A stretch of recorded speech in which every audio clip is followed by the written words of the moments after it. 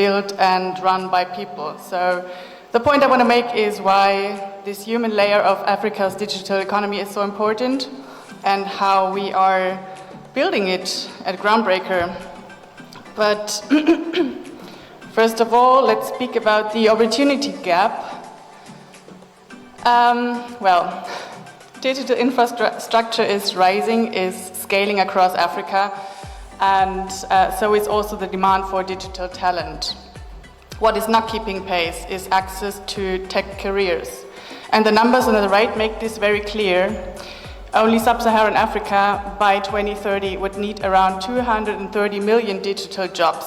And yet today, only 3% of the global AI talent pool is from Africa. And also, only a very small share of African women access higher education. To be specific, it's 7.2%. And well, we have to understand that this is a huge social gap, but it has also a huge consequences in our economy.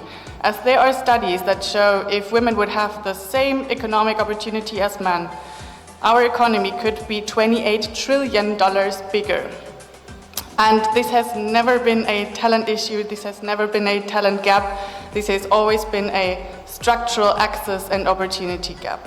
And this is exactly the gap, the Groundbreaker, that we are built to address.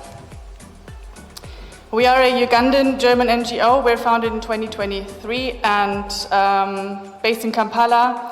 What we do is basically we build scalable access to tech careers for women, and we operate as a female tech talent hub for Africa's digital economy. And let me explain to you how we're doing this.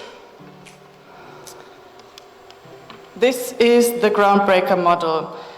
The core idea of the model is focus. So we run a residential program. It is a living and learning campus where all the costs like housing, tuition, meals, technical equipment, etc. are covered so that our talents can fully concentrate on their technical training. While our training is very practical, it is very industry aligned, what we don't do is certificate circles, like programs that run and end with a certificate but don't really lead anywhere. Instead, we have networking built in from the very start. Our talents do join hackathons, they do attend industry events, they partner with companies from the tech universe, and they work on real-life projects. The other core part of our Groundbreaker model is the global mentorship program. Well, we match the talents one-on-one with professionals from the industry on a weekly basis, virtual, and this mentorship program is not only about coding and about tech questions or something. It mainly is about soft skills, and it mainly is about career guidance and simply about an exposure to the international tech work culture. So this is, to be honest, my favorite part of, or one of my favorite parts of the program, as there grows such nice, really strong relationships out of this that last way longer than the program itself, and that both the talents and the mentors do benefit from it.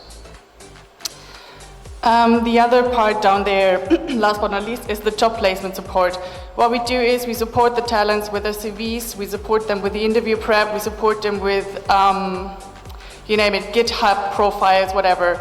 And, well, what grows out of this is also that we're not losing track, right? We do stay in contact with the talents also right after the program when they finished it.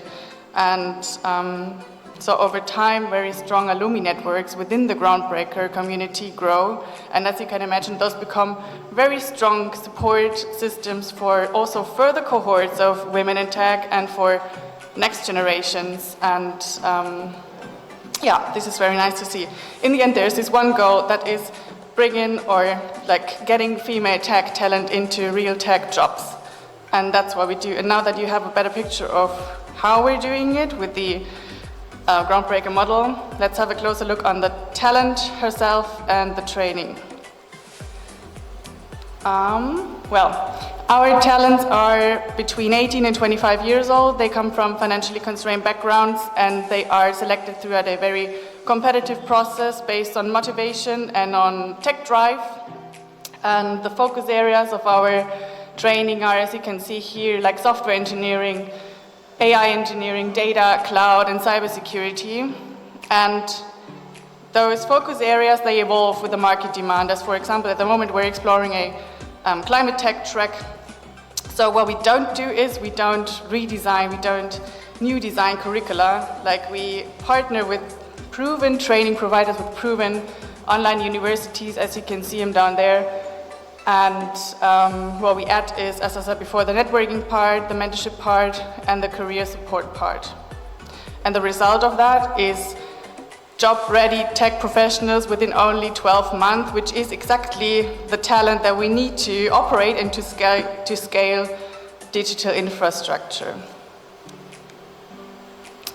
Here you can see our campus. It is a learning and living campus. As I said before, everything is on site.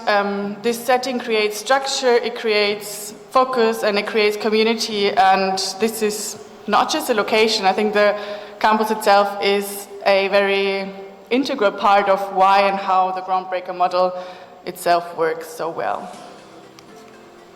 A few more impressions from the campus, from everyday life at the campus. It is an intense setting, but it is also a very human one, and our talents not only learn together, but do sports together. They eat together, on weekends sometimes even cook their favorite meals together, and this kind of community setting allows them to focus on their training.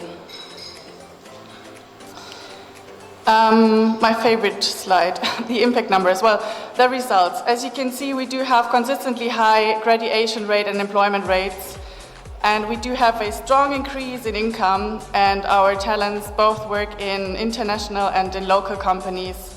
And those are numbers that we're very proud of, and I think they speak for themselves, and they show that the model simply works.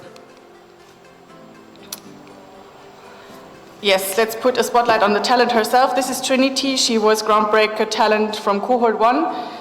Today she's working as a cybersecurity officer at ShareCard, and her story shows what happens when talent meets real access, and like from limited access to a very responsible role in the tech ecosystem. And she's not an exception. She's just one example within a growing pipeline of women in tech.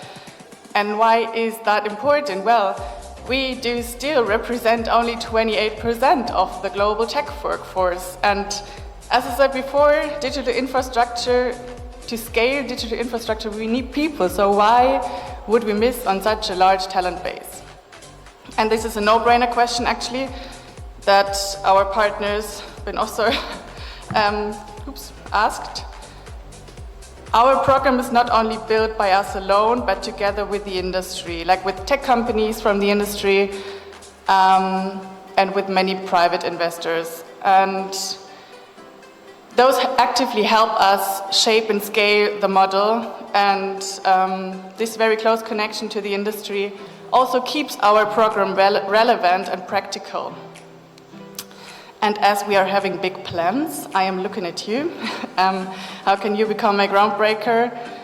There are 3 very concrete ways to get involved. Like, you can support as a mentor, you can support as a guest speaker, share your expertise, support us as an investor and partner, and help us really scale this model. And I think this sentence down here sums it up very well. Like, if we invest in Africa's digital economy, investing in the people who are running it, who are powering it, is the only logical next step. So with that said, there was another slide. Well, thank you for your attention. Thank you, Ziad, and also thank you, Francisco, for bringing this very important topic in my eyes and stage. I'm happy to continue conversation at dinner, as I'm also very ready for dinner now, and also answer your questions. Hit me up. Yes, thank you so much.